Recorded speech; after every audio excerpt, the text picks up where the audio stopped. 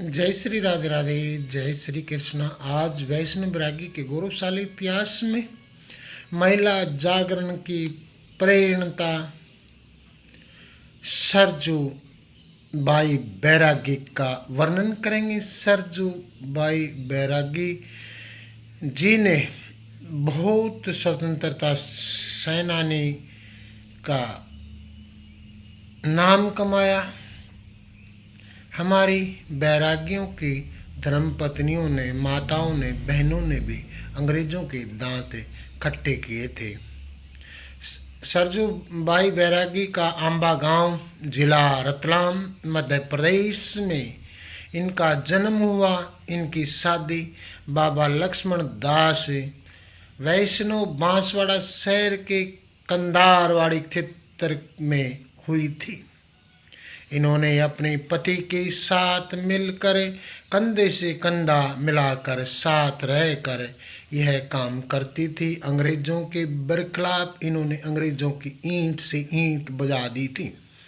महाराष्ट्र के यरवदा जेल में बाबा लक्ष्मण दास के साथ रही। यहीं पर काका कालेलकर का निकट सानिध्य मिला। इसी कारावास के दौरान काका कालेकर द्वारा मराठी में अनुदित श्रीमद् भगवत गीता का हिंदी और बागड़ी भाषा में अनुवाद बाबा लक्ष्मण दास जी ने किया था। बाबा लक्ष्मण दास बैरागी बोलते थे और सरजू बाई बागड़ी भाषा में लिखती थी। यरवदा कारावास से मुक्त होने के बाद दोनों साबरमती आश्रम गुजरात में लगभग 6 महीने जेल में रहे। इसी दौरान उन्होंने कन्या का विवाह करने के लिए वर पक्ष से रुपये लेने की प्रथा का, जिसे दापा कहा जाता है, विरोध किया। मृत्यु बोझ का भार स्त्री पर पड़ने और दुखी होने के कारण हिंदी, गुजराती और बागड़ी में गीतों की रचना कर इन कुरीतियों को दूर करने के लिए जन साधारण अभियान चलाती थी। इस प्रकार वे गीत भी लिखती थी। दोनों पति पत्नी महान योद्धा की तरह अंग्रेजों से लड़े। ऐसा था बैरागियों का खून। इन्होंने एक गीत की पंक्ति इस प्रकार लिखी: रोती न रजड़ती राखी माँ, बाप मुझने वैंची, नाते रंगतिया लाडू तृणे दिवस उड़ावा। बहुत गीत इन्होंने लिखे, कविताएं लिखी। गीत की इनकी पंक्तियों का अर्थ है: माँ बाप के जीवन भर रोने और संताप करने के लिए छोड़ दिया। माँ बाप ने मुझे बेच दिया।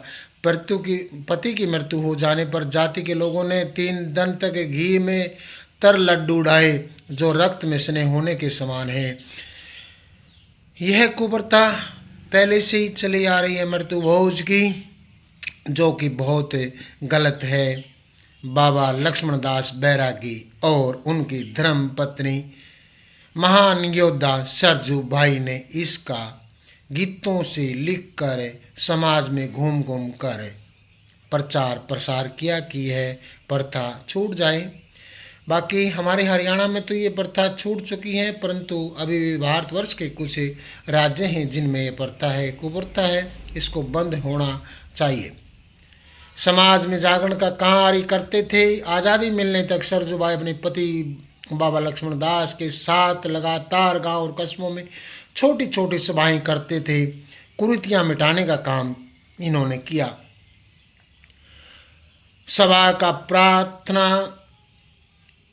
युवतियों और घर की बहुओं को पढ़ाने और कुरीतियों को दूर करने के लिए आगे आने का आह्वान करती थी। सरजू बाई बैरागी ऐसी वीर नारी थी वैष्णव बैरागी समाज की।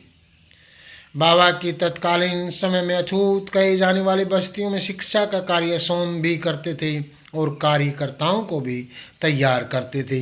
जिस प्रकार रामानंदाचार्य जी ने कहा था, जाति ने पूछो कोई, जो हरि के भजन होए वो हरि के होए। तो जाति प्रथा को इन्होंने, जिन लोगों की मानसिकता खराब थी, उनका इन्होंने घोर खंडन किया। उनके बच्चों को इन्होंने पढ़ाया, जिनको लोग अछूत कहते थे। ऐसे थे हमारे महान योद्धा सरजू बाई बैरागी और उनके पति लक्ष्मण दास बैरागी।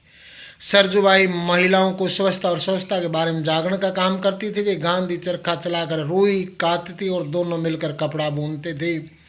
दिन भर उन्होंने खादी के वस्त्र ही पहने। पूरी उम्र जीवन भर उन्होंने बांसवाड़ा, प्रतापपुर, डूंगरपुर में खादी घर प्रारंभ करवाने के लिए महत्वपूर्ण सहयोग दिया। कुल मिलाकर उनका संघर्ष केवल आज़ादी के आंदोलन के नहीं था, बल्कि समाज में फैली कुरीतियों, शिक्षा, उन्मूलन और स्वच्छता के क्षेत्र में विशेष रूप से महिलाओं का स्वावलंबन और नेतृत्व के लिए आजीवन कार्य करती रही। सरजूबाई बैरागी सन 1981 में निधन होने तक इन्हें स्वतंत्रता सेनानी प्राप्त होती रही भारत सरकार और राज्य सरकार से।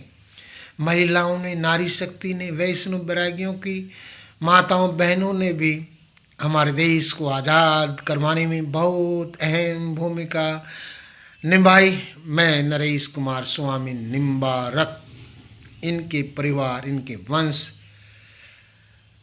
को सिर झुकाकर वंदन और अभिनंदन करता हूँ हाथ जोड़कर। जय सीताराम, जय सीताराम, जय सीताराम, जय सीताराम। जब तक ये जिंदगी रहेगी स्वतंत्रता सेनानी, शहीदों और क्रांतिकारियों के गीत इसी प्रकार गाता रहूँगा अपनी वाणी से। जय सीताराम, जय श्री राधे राधे।